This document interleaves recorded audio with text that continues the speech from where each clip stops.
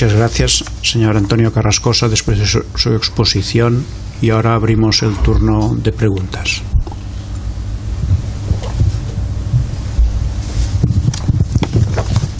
Buenos días, señor Carrascosa. Agradezco su presencia. Voy a abusar de su presencia. No tengo que olvidarme que usted es el patrono o máximo responsable de las entidades intervenidas. Y hay algunos promotores, y quizás las preguntas que le voy a hacer servirán para aclarar algo para todos.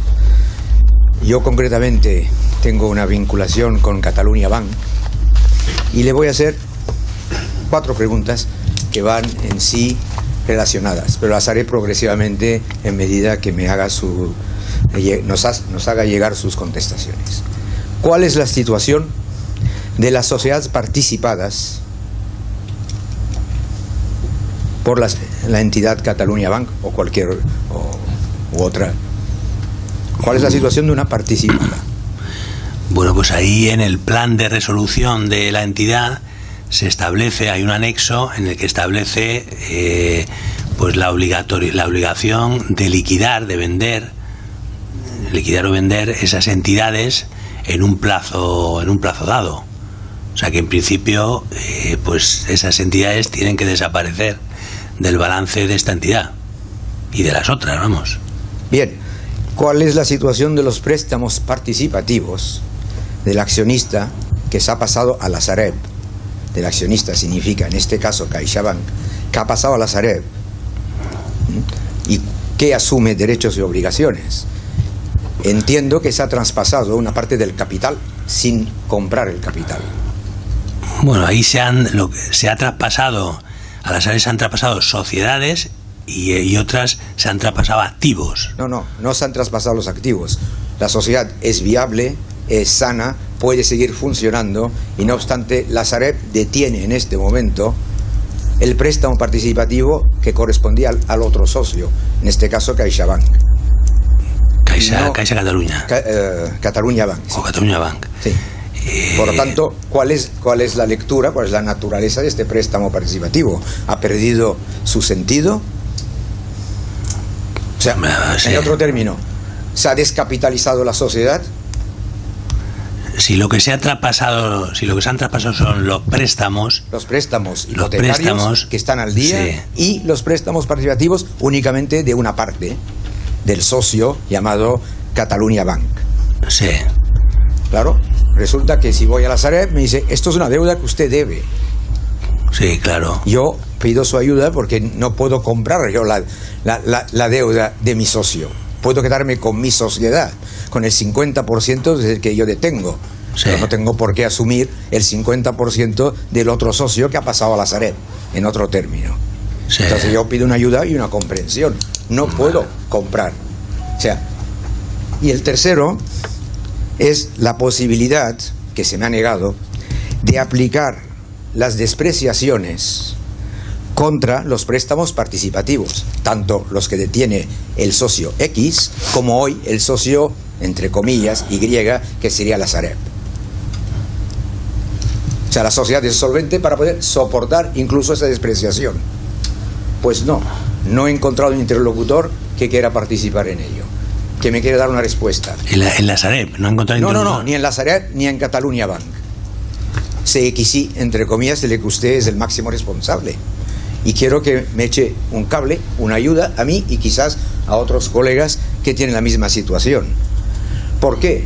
Porque me da la impresión, es una impresión, que voy hacia un bloqueo de sociedad intencionado de una sociedad viable para que vaya a una situación concursal.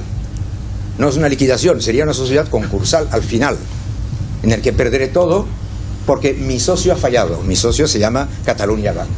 Y hoy que yo entiendo que la Sareb, quiéralo o no, es mi socio, no ha adquirido el paquete de acciones, que es mínimo, no ha aceptado que se capitalizara los préstamos participativos, como siempre se nos ha vendido. Oiga, préstamos participativos y recursos propios es lo mismo. O sea, yo me encuentro en un tema que yo necesito su ayuda. y se la estoy solicitando frontalmente. Yo le doy mi tarjeta y lo... Se lo agradezco. Lo vemos. Porque quizás también hay un otro que esté en la misma situación. O sea, es un poco un mal sueño. Muy bien. No quiero ir a una situación concursal, porque esto sería únicamente salvar la responsabilidad de los otros consejeros que tenían la sociedad, no la mía, sino de los que realmente en el fondo se sienten desahuciados y entonces han optado, oiga, vamos por la situación concursal, y aquí ya yo, señor X de Catalunya Bank o de CXI, ya no tengo ninguna responsabilidad. Pero ¿por qué me quiere arruinar a mí en medio? Yo necesito una ayuda. Vale.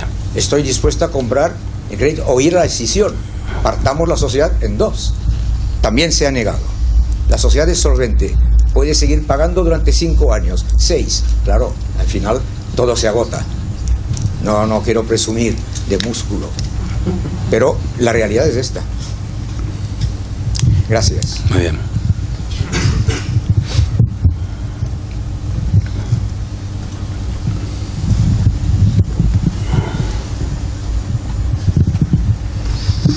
Sí, hola, buenos días, señor Carrascosa. Una pregunta muy breve, aprovechando que hemos hablado de Catalunya Bank, que es una sociedad, es una entidad fuertemente enraizada en el tejido empresarial y promotor del país. Quisiera saber cómo se halla el proceso de, me consta que está en venta, qué previsión tendríamos, y aprovechando que se ha comentado el tema de las sociedades participadas, confirmar, o sea, reiterar, hay un mandato explícito de enajenar todo tipo de participaciones, me imagino, en el sector inmobiliario, sean buenas o malas, si no me equivoco. Sí. ¿Eso va a ser antes o después de la enajenación de la entidad? Bueno, en principio comenzó el análisis de la entidad. No es que no esté analizada, o no es que nadie sepa lo que hay. Lo que se hace es un análisis desde el punto de vista de un potencial comprador, que es diferente. O sea, no es un análisis estático, digamos, de los balances de la entidad, de los activos y tal, que eso ya la propia entidad lo tiene hecho, el FROC como accionista, el Banco de España como supervisor. O sea, es un análisis más dinámico de ponerte en los pies de un potencial comprador, y ver pues contingencias, palancas de valor, etcétera. Entonces eso comenzó hace unos meses, pero al final se decidió digamos estratégicamente, detrás de una estrategia, intensificar el ritmo, acabar primero la venta de Nova Caixa Galicia, porque se percibió que había en principio más interés de compradores nacionales y extranjeros por Nova Caixa Galicia, con lo cual estimamos que para mediados de diciembre puede estar finalizado el proceso de Nova Caixa Galicia. Entonces retomaríamos esta fase de análisis, de contraste con potenciales compradores de su interés, yo creo que en un par de meses, estaríamos hablando de febrero del año próximo, sabríamos si la venta es factible en el corto plazo o no. Factible siempre con un sentido económico, técnicamente factible siempre, pero económicamente pues depende del interés que suscite en otras entidades, ya digo, nacionales y extranjeras. Con lo cual, algunas de esas participaciones que tienen se pueden ya vender, o sea, no, pero yo creo que la mayoría tendrán que venderse, tendrán que liquidarse después de la venta, porque no hay tiempo. Además ahí se diferencia entre las entidades cotizadas y no cotizadas, y hay unos plazos, digamos, razonables. Para las no cotizadas, como serían muchas inmobiliarias, hay un plazo razonable, muy razonable, para su desinversión. Con lo cual, lo lógico, dado los plazos que estamos manejando, es que se se puedan vender esas participaciones o salir de esas participaciones después de la venta. Luego también depende de quién sea el comprador, pues hombre, el plan de resolución de la entidad puede revisarse o no. O sea, en principio, si es un gran banco español, pues entonces podría revisarse. Hombre, lo lógico es que eso también se acabe vendiendo, porque nadie, yo creo que ninguno ni la Caixa, ni el Santander, ni BBVA van a mantener eso en el activo. O sea, que sería, evidentemente, habría que liquidarlo, pero bueno, ya, digamos, habría todavía más flexibilidad que en el plan de resolución. Hola, buenas tardes. Yo, siguiendo con el tema de las sociedades participadas, hay una cosa que no estoy entendiendo en todo el proceso respecto al papel que juega el FROB a veces cuando se encuentra a ambos lados. Es decir, es el propietario 100% de una caja que tiene una sociedad participada, en algún caso el 50%, y por otro lado tiene enfrente a Sareb, que tiene, y FROB tiene el 40%, lo quiero recordar, ¿no? Con lo cual tiene la posición mayoritaria en ambos lados. Entonces yo estoy viendo que muchas veces esas posiciones son encontradas y realmente yo no veo al FROB ejerciendo un poco la tutela de esa resolución. En concreto, yo puedo estar de acuerdo que estas sociedades, las que no tengan viabilidad a corto y medio plazo, pues lo lógico es que se liquiden, ¿no? Como usted ha dicho, y la liquidación al final tiene que ser en concurso. ¿Qué ocurre? Que muchas veces estas sociedades, que algunas llevan inactivas posiblemente desde el año 2008, prácticamente no tienen más deuda que la propia del Sareb. Lo lógico sería hacer una liquidación ordenada cuando esa deuda previamente se hubiera cambiado por activos y no ir a concursos enormes con grandes costes de administradores concursales. Yo veo que la posición del FROB en las cajas va por esta línea y además intentando defenderlo, pero por otro lado el Sareb se está negando a esto y yo lo que no entiendo es no lo entiendo sinceramente, el papel que juega el FROB siendo el mayoritario de ambos lados. Gracias. Sí, bueno, ahí hay un par de puntos ahí en la pregunta. Uno es qué hay que hacer con las entidades participadas que permanecen en el balance por ejemplo, de Catalunya Bank.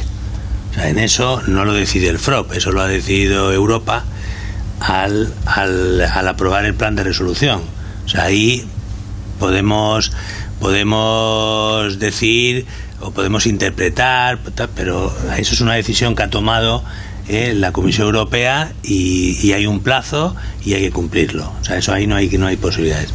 Luego otra cosa son los potenciales conflictos de interés que puede haber en el FROB como accionista en un 45% de Sareb y en un 65%, ya no el 100%, o sea, en ninguna de las entidades tenemos el 100%, en todas tenemos en torno al 65%, pero en un caso es menos del 50% y en otro caso es más del 50%, es mayoritario claramente.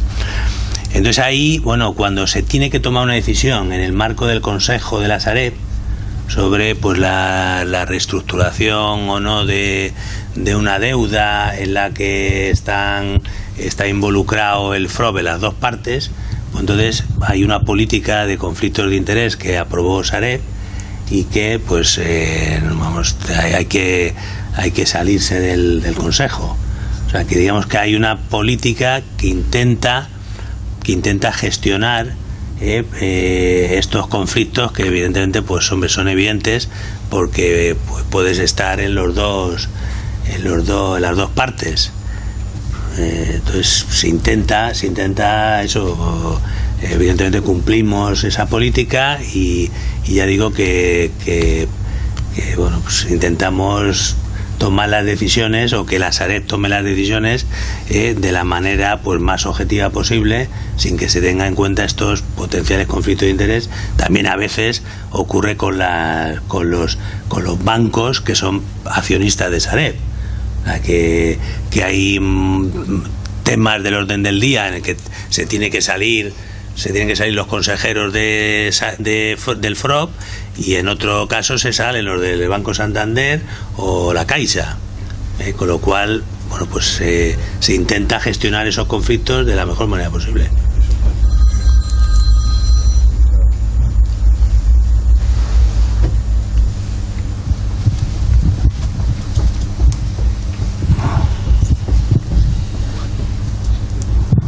Hola, buenos días.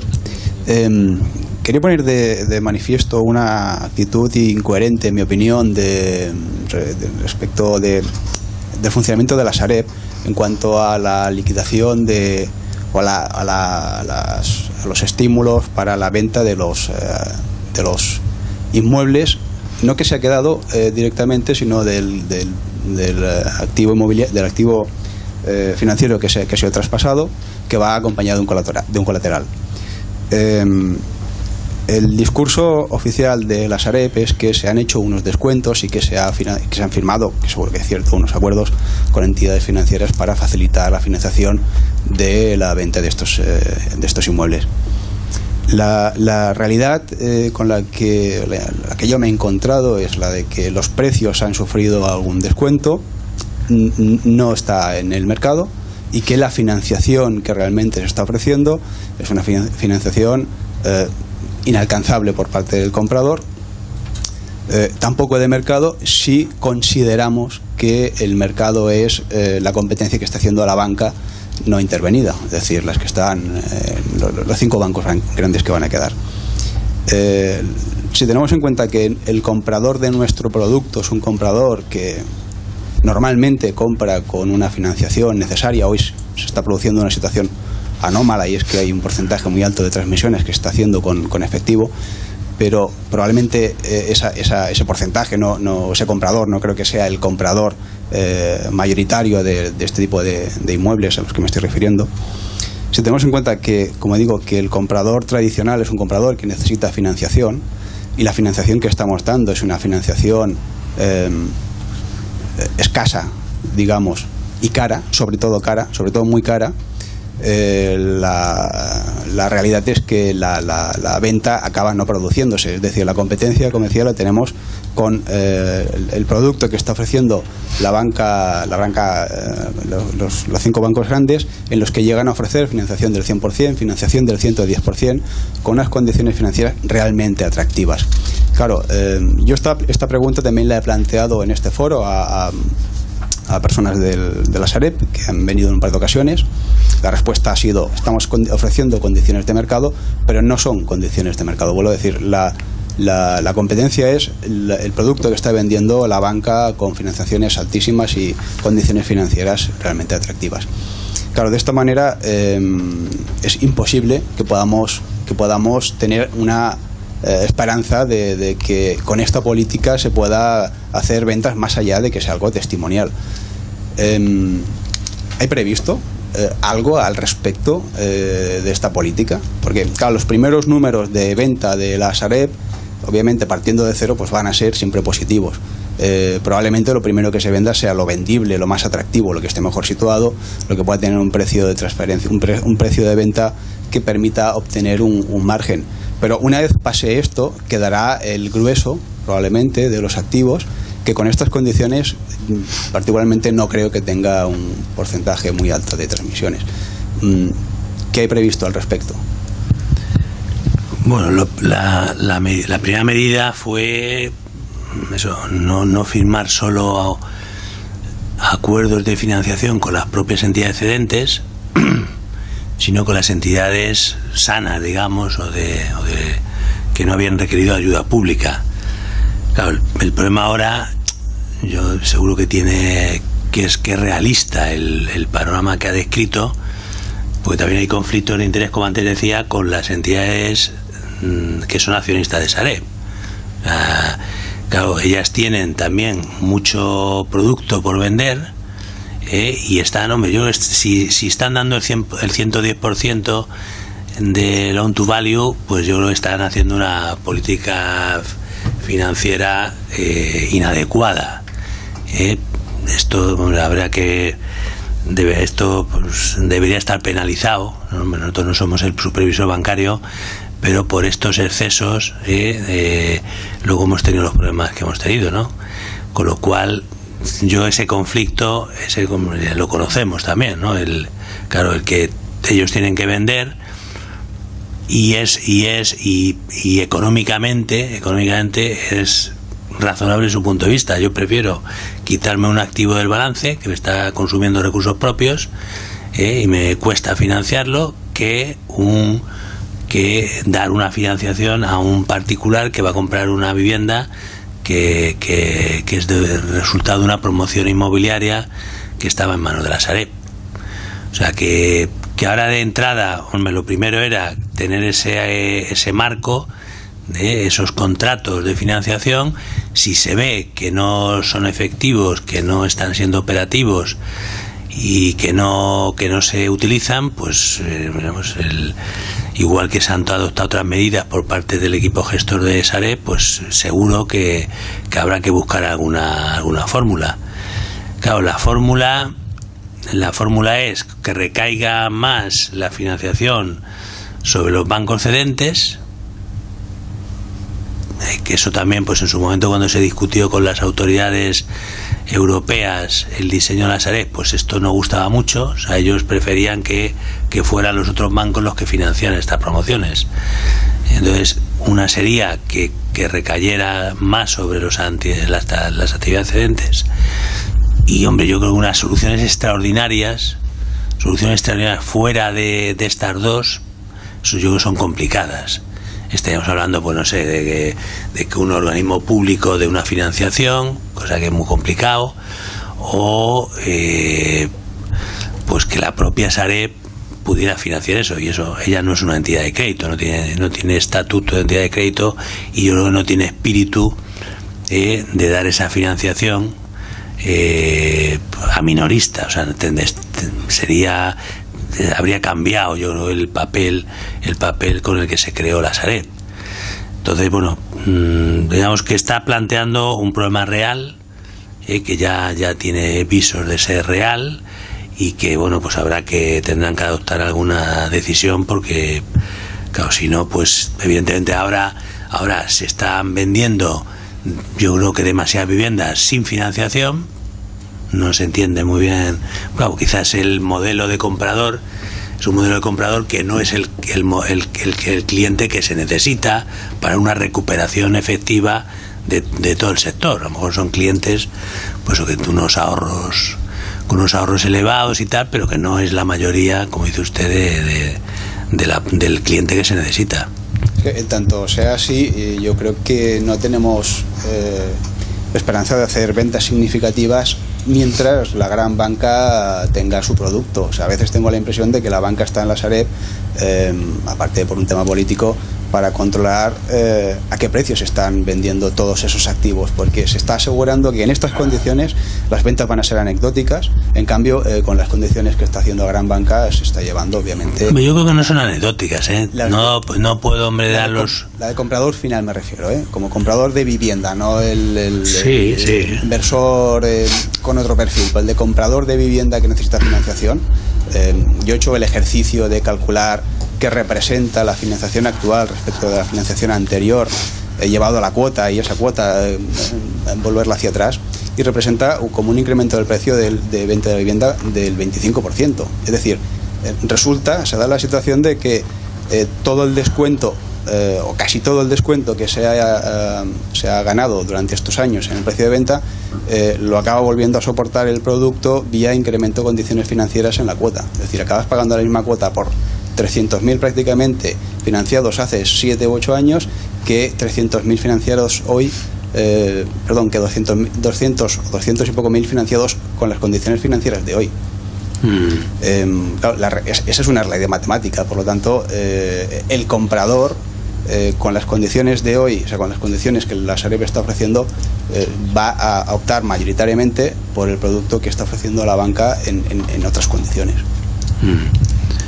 Bueno, pues tiene razón, o sea, que está planteando un problema, yo creo que muy real, y bueno, pues habrá que viviendas se están vendiendo.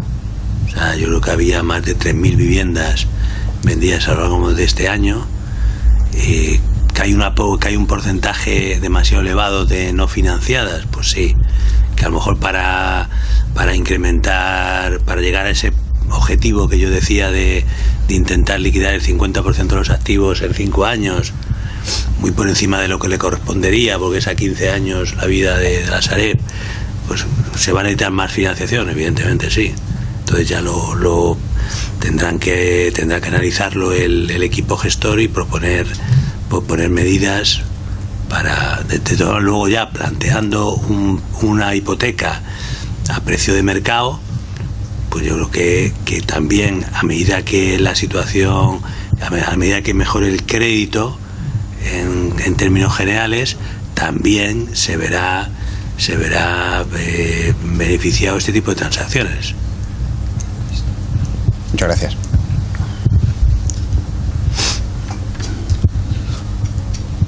No, un poco yo estaba cuando le estaba escuchando a usted, es decir, parecía que toda la culpa de todo lo que ha pasado, que no digo que no la tengamos los promotores y las entidades bancarias, que yo también he trabajado en ellas durante muchos años, y no ha hecho referencia pues a las administraciones o al propio supervisor bancario, que tendría que haber corregido y cortado pues en su momento, hace muchos años, pues para no llegar a una determinada situación. Pero no es esta, no voy por aquí.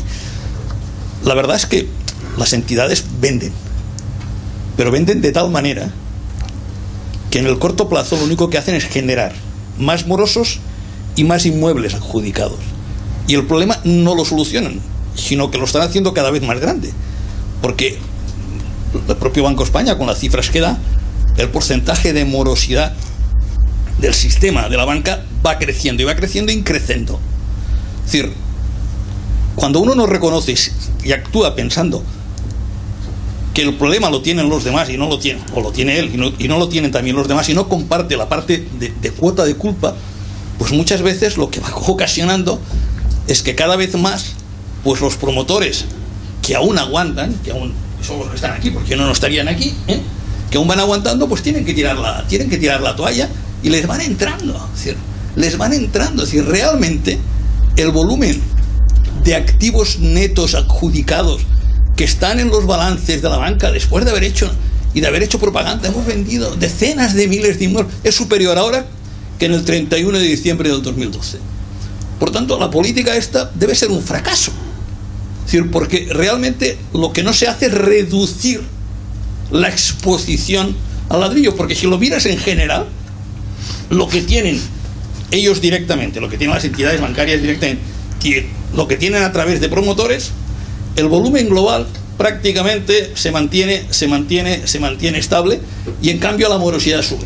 Es un poco la reflexión que lo decía, es decir, muchas veces el reventar, porque quizá, vamos a ver, es decir, es que posiblemente, si no se venden inmuebles, es porque hay una recesión económica. Es decir, la recesión económica, echarle la culpa ya en esta fase al 100% al ladrillo, yo creo que está fuera de contexto. Es decir, actualmente el 40 o 50% de la morosidad que le entra a la banca viene de la pequeña y mediana empresa, que no tiene nada que ver con el ladrillo.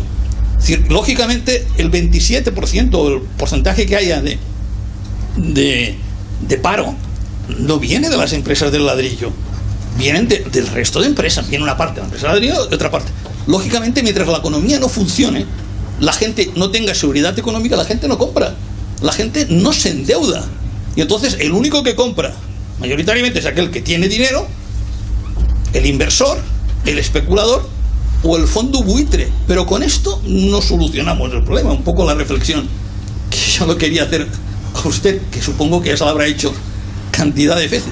No estamos solucionando el problema, lo estamos haciendo cada vez más grande. O sea, se nos explica tal y cual, pero estamos ya en un 12,40% de morosidad respecto. ¿Cuánto estábamos hace un par de años atrás? ¿O cuánto estábamos al 31 del 12 del 2012? Nada más, era un poco de reflexión. Bueno, ahí hay varios factores.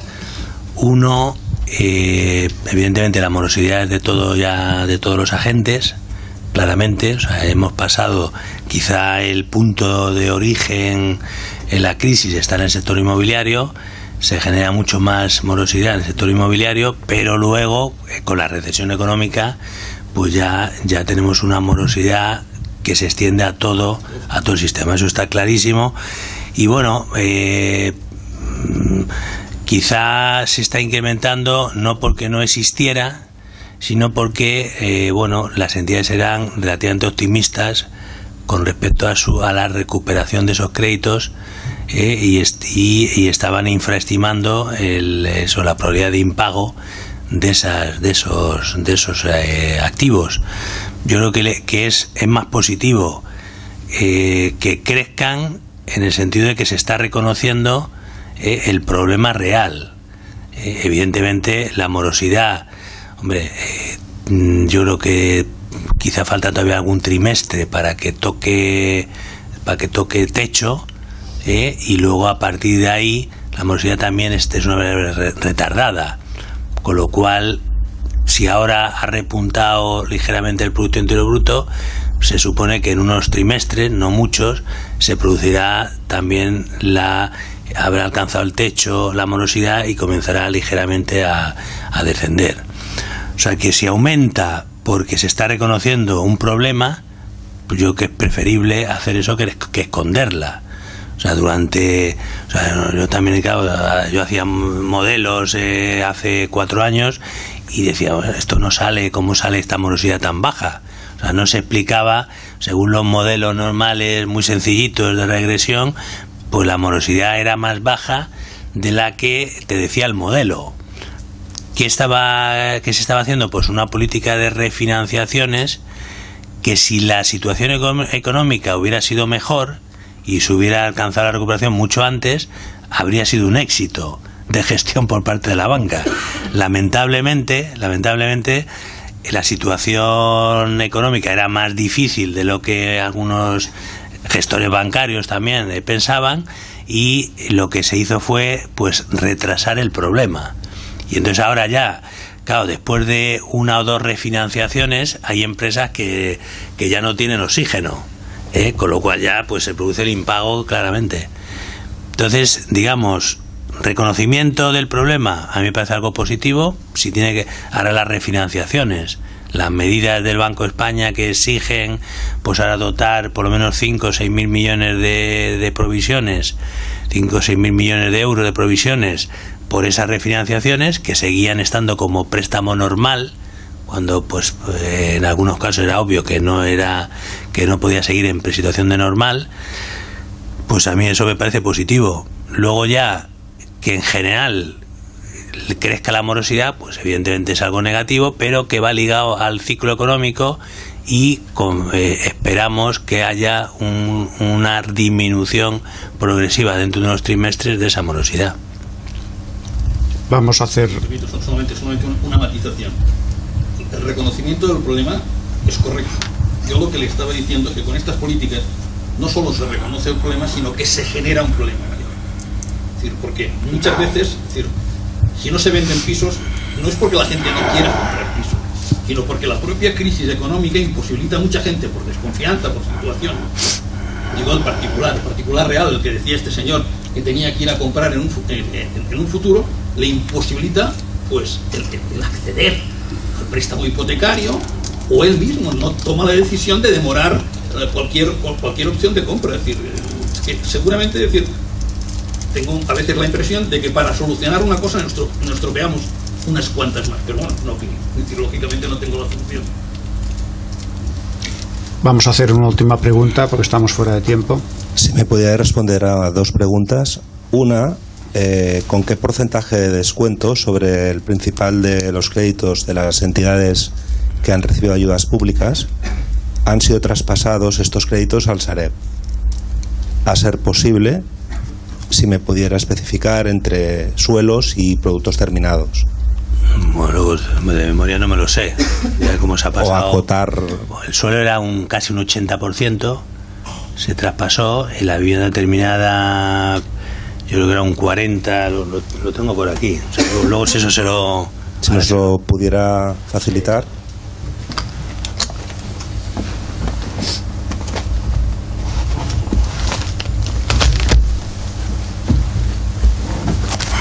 Si quiere terminar, tampoco.